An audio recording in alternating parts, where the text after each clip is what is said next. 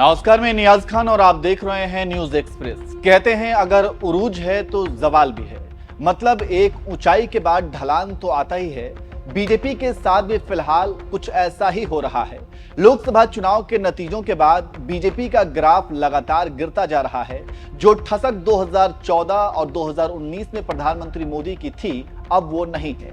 एक दौर था जब लोकसभा चुनाव हो या फिर किसी भी राज्य का विधानसभा चुनाव, लोग वहां के क्षेत्रीय उम्मीदवारों को वोट नहीं देते थे, बल्कि पीएम मोदी के नाम पर, उनके चेहरे पर ही लोग वोट किया करते थे। चाहे उम्मीदवार कोई भी हो, प्रधानमंत्री मोदी की ये लोकप्रियता थी। लेकिन वक्त के साथ सब कुछ बदल गया। 2024 के लोकसभा चुनाव में प्रधानमंत्री मोदी की उस लोकप्रियता पर धूल जम गई। नतीजा ये हुआ कि पूर्ण बहुमत तक नहीं हासिल कर पाई बीजेपी और केंद्र में बैसाखी के सहारे से सरकार बनानी पड़ी।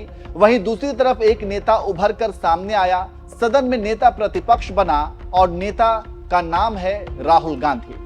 वही राहुल गांधी जिसके बारे में कहा गया कि इनका राजनीतिक करियर खत्म हो चुका है। मानहानि मामले में इनके ऊपर केस हुआ, इनकी सांसदी गई, इन्होंने कोर्ट का दरवाजा खटखटाया और फिर से राजनीति में कमबैक किया। राहुल गांधी की जर्नी को अगर आप करीब से देखेंगे तो ये किसी प्रेरणा से कम नहीं है। जिस तरह से राहुल गांधी ने जमीनी स्तर पर मेहनत की, पूरे देश भर में भ्रमण किया, लोगों से मिले, उनकी परेशानियां समझी, इन सारी चीजों ने राहुल को निखारा और आज नतीजा ये है कि राहुल गांधी का ग्राफ दिन पर दिन बढ़ता जा रहा है। और जिस तरह से एक जमाने में लोग मोदी के नाम पर वोट देते थे, आज राहुल गांधी के चेहरे पर चुनाव लड़ा जा रहा है और उनका जलवा हर राज्य में भी देखने को मिल रहा है। आपको पता है कि हरियाणा में 5 अक्टूबर को विधानसभा के लिए मतदान होना है और इस बार हरियाणा में बीजेपी की हालत खराब है, क्योंकि इस बार हरियाणा में किसान आंदोलन, एमएसपी, बेरोजगारी, महिला पहलवानों का मुद्दा, ऐसे कई मुद्दे हैं जिस पर बीजेपी घिरी हुई है। और ये सब कुछ देखते हुए बीजेपी के नेताओं, विधायकों और मंत्रियों को पता है कि इस बार उनका हरियाणा में बंटाधार होने वाला है। इसलिए उन्होंने अब कांग्रेस यानी राहुल का हाथ थाम लिया है। जी हां, बीजेपी ने जैसे ही अपने उम्मीदवारों की लिस्ट जारी की थी, तब से ही बीजेपी के अंदर इस्तीफा देने का सिलसिला जारी है और अभी तक 50 से ज्यादा विधायक, पूर्व सांसद और पूर्व मंत्री बीजेपी छोड़कर कांग्रेस का हाथ थाम लिया है। इस कड़ी में अभी हाल ही में बीजेपी किसान मोर्चा के अध्यक्ष सुखविंदर मांडी कांग्रेस में शामिल हुए हैं। मांडी को बारडा से टिकट मिलने की उम्मीद थी, लेकिन बीजेपी ने उन्हें टिकट नहीं दिया। इसके अलावा करनाल के पूर्व विधायक जयप्रकाश गुप्ता भी बीजेपी छोड़कर कांग्रेस में शामिल हो गए हैं। और सिर्फ ये दोनों नेता ही कांग्रेस में शामिल नहीं हुए, बल्कि इनके साथ इनके सैकड़ों समर्थक भी हैं जिन्होंने कांग्रेस का हाथ थामा है।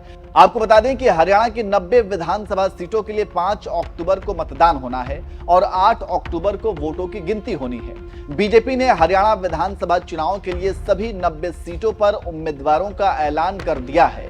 तो देखना होगा इस बार हरियाणा विधानसभा चुनाव में क्या होता है, क्योंकि जैसे ही बीजेपी ने अपने 90 उम्मीदवारों की लिस्ट जारी की, तब से ही बीजेपी के अंदर इस्तीफे का सिलसिला शुरू हो चुका है और कई पूर्व मंत्री, पूर्व विधायक और वर्तमान विधायकों ने भी यहां तक कि इस्तीफा दे दिया है, जिसके बाद से ये कहा जा रहा है कि इस बार हरियाणा में बीजेपी की हालत खराब है और बीजेपी नेताओं को ये भी पता है कि इस बार कई मुद्दों पर बीजेपी हरियाणा के अंदर घिरी हुई है। तो ये देखने वाली बात होगी कि आगे क्या कुछ होता है, लेकिन कहा तो यही जा रहा है कि बीजेपी की हवा टाइट है और सभी कांग्रेस में शामिल हो रहे हैं। वैसे आपको क्या लगता है, इस बार के हरियाणा विधानसभा चुनाव में किस पार्टी को कितनी सीटें मिलती नजर आ रही है? इस बार हरियाणा में किसकी सरकार बनती नजर आ रही है? कमेंट करके आप अपनी राय जरूर दीजिए।